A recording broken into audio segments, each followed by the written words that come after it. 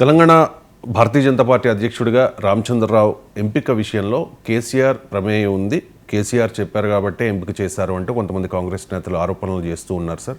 Congress MP Chamala Kiran, అలాగే MLA Beerla Ailayya, మరికొంతమంది కాంగ్రెస్ నేతలు కూడా ఇదే తరహా ఆరోపణలు చేస్తూ ఉన్నారు. చామల కిరణ్ బయట రోజులలో ఆల్రెడీ 8 సీట్లు రానికే ఈ ఇద్దరు బీఆర్ఎస్ బీజేపీ చేసిన మంతనాలేంది, ఈ ఇద్దరి కలయిక అయింది, వీళ్ళిద్దరి ఫ్యూచర్ ప్లాన్స్ ఏందనేది మనకు తెలుసు. ఇప్పుడున్న కాంగ్రెస్ పార్టీని తెలంగాణలో ఎట్లా ప్రజల మనసులో దాని మీద ప్రచారం చేయాలి, రానున్న రోజుల్లో 2029లో ఎప్పుడు ఎన్నికలు వచ్చినా రాష్ట్రంలో బీఆర్ఎస్ పార్టీ ఇక గెలవదు. ఈ ఫోన్ ట్యాపింగ్ వ్యవహారంతో ఈ రాష్ట్రంలో ఆర్థిక పరిస్థితితోటి తెలంగాణ ప్రజలకు క్లియర్ కట్గా కాళేశ్వరం కూలిపోవడం, ఈ ఫోన్ ట్యాపింగ్ 2 అంశాల మీద తేట తెల్లమైపోయింది. బీఆర్ఎస్ అనే పార్టీ ఇక ఎప్పటికీ కూడా తెలంగాణ ప్రజలు ఓట్లయ్యరు, గెలిపారు అనే ఆలోచన వచ్చింది. ఈరోజు వాళ్ళు మేము సస్తే సచ్చినాం కానీ మా అవయాలు దానం చేద్దామన్న ఆలోచనతో గత 8 మందిని గెలిపించిర్రు. రానున్న రోజులలోనే అదే రూట్ మ్యాప్గా పోతున్నట్టుగా ఈరోజు ఈ అధ్యక్ష పదవిని చూస్తే కూడా మనకు అర్థమైంది. సార్, బీజేపీ అండ్ బీఆర్ఎస్ ఈ 2 పార్టీలు కూడా కుమ్మక్కయ్యాయి. కేసీఆర్ చెబితేనే రామచంద్రరావు ఎంపిక జరిగింది అనే కాంగ్రెస్ పార్టీ ఒక నరేటివ్ చెప్పదలుచుకుంది. తెలంగాణలో ఏంటంటే 3 స్తంభాల ఆట. కాంగ్రెస్ బీజేపీ ఒక్కటే, కాంగ్రెస్ కాకపోతే రేవంత్ రెడ్డి బీజేపీ ఒక్కటే అని రోజు బీఆర్ఎస్ చెప్తుంది. బీఆర్ఎస్ బీజేపీ ఒక్కటే అని కాంగ్రెస్ చెప్తుంది. బీఆర్ఎస్ కాంగ్రెస్ ఒక్కటే, బీఆర్ఎస్తో మాకు ఎప్పుడు పొత్తు లేదు, ఆ మేరకు పొత్తుంది కాంగ్రెస్తోనే, కేసీఆర్ కాంగ్రెస్ క్యాబినెట్లో మంత్రిగా ఉన్నాడు అని బీజేపీ చెప్తుంది. అందువల్ల ఈ 3 పార్టీల్లో ఈ వ్యవహారం మొదటి నుంచి ఉంది.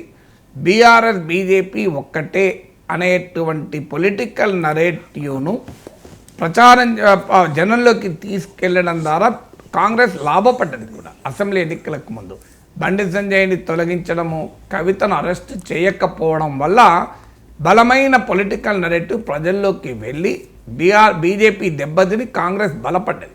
ఉప ఎన్నికల్లో నేను చాలాసార్లు విశ్లేషణలు కూడా చెప్పాను. దుబ్బాక, హుజూరాబాద్, జిహెచ్ఎంసీలో బ్రహ్మాండమైన విజయాన్ని సాధించింది బీజేపీ. హుజూర్ నగర్, నాగార్జున సాగర్, జిహెచ్ఎంసీలో ఘోరంగా ఓడిపోయిన కాంగ్రెస్. కానీ అసెంబ్లీ ఎన్నికల సమయానికి ఎందుకు తారుమారైందంటే కేసీఆర్ పట్ల ప్రజల్లో తీవ్రమైన వ్యతిరేకత ఉన్న సమయంలో బీజేపీ రాజీ పడుతోంది, కేసీఆర్తో కలుస్తోంది అన్న భావన ప్రజల్లోకి వెళ్ళడం వల్ల బీజేపీ దెబ్బతిన్నది. కాంగ్రెస్కు లాభమే. అందువల్ల ఇప్పటికీ కూడా కాంగ్రెస్ చెప్పదలుచుకుంది బీజేపీ బీఆర్ఎస్ కలుస్తాయి అని. భవిష్యత్తులో ఎవరితో కలుస్తారో ఎవరము చెప్పలేము. రాజకీయాల్లో ప్రాంతీయ పార్టీలు ఎక్సెప్ట్ ఆర్జేడీ దేశంలో ఉన్న అన్ని పార్టీలు బీజేపీతో కలిసినాయి, కలవని సందర్భాలు కూడా ఉన్నాయి.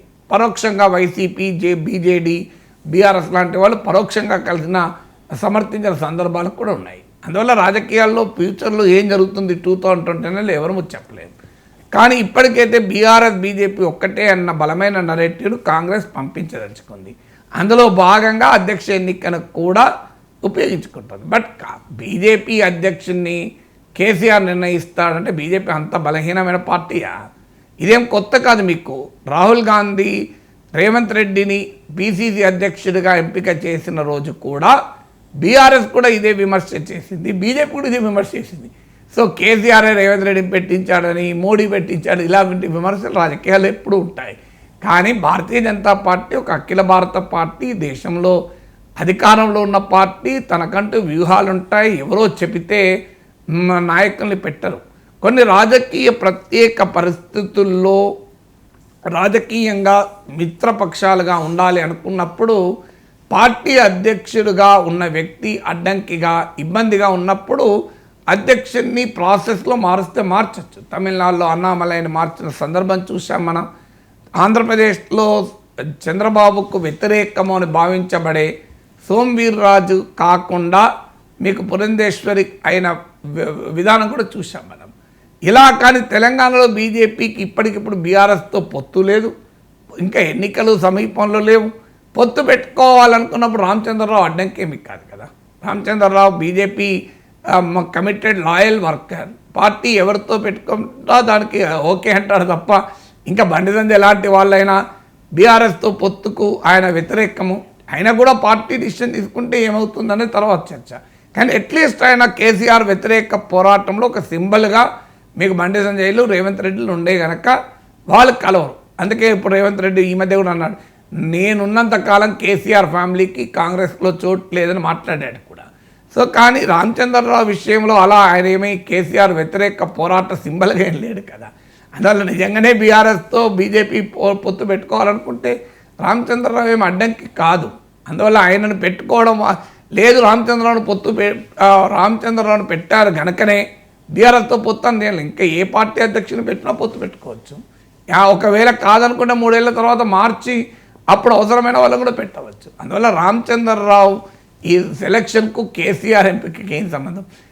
కేసీఆర్ రాజకీయాల్లో ప్రామినెంట్గా లేనప్పుడు కూడా ఆయన బీజేపీలో ఉన్నాడు రామచంద్రరావు 40 ఏళ్లకు పైగా సంఘ్ పరివార్లో అనుబంధం. 40 ఏళ్ల క్రితం కేసీఆర్ ఎక్కడ ఉన్నాడు? కేసీఆర్ యూత్ కాంగ్రెస్లో ఉన్నాడు. కేసీఆర్ యూత్ కాంగ్రెస్లో ఉన్నప్పుడు కూడా రామచంద్రరావు ఏబీవీపీలోనే ఉన్నాడు. కేసీఆర్ తెలుగుదేశంలో ఉన్నప్పుడు కూడా రామచంద్రరావు బీజేపీలో ఉన్నాడు. కేసీఆర్ బీఆర్ఎస్ పార్టీ పెట్టడం కూడా బీజేపీలో ఉన్నాడు. రామచంద్ర ఎక్కడ మారాడు ఇక్కడ? అందువల్ల దానికి కేసీఆర్ ఎందుకు ఎంపిక చేస్తాడు? విమర్శలు ప్రత్యర్థులు చేస్తూ ఉంటారు, ఒక బలమైన పొలిటికల్ పర్సెప్షన్ క్రియేట్ చేస్తానికి చేస్తూ ఉంటారు. ఇప్పుడు బీఆర్ఎస్ చెప్పడం లేదా రేవంత్ రెడ్డి ఇంకా ఏబీవీపీలో పనిచేస్తాడని చెప్పడం లేదా? ఏబీవీపీలో పనిచేసినంత మాత్రాన ఆయన బీజేపీలో ఉండాలని ఏమున్నది? పీడీఎస్సీలో పనిచేసిన ఈటల రాజేందర్ బీజేపీలో ఉండగా, నక్సలైట్ విద్యార్థి సంఘాలు పనిచేసిన వాళ్ళు బీజేపీలో ఉండగా, ఆర్ఎస్ఎస్ విద్యార్థి సంఘాలు పనిచేసిన వాళ్ళు కాంగ్రెస్లో ఉండకూడదని ఏమున్నది? అయినా రేవంత్ రెడ్డిని టార్గెట్ చేసి మాట్లాడుతున్నారు కదా.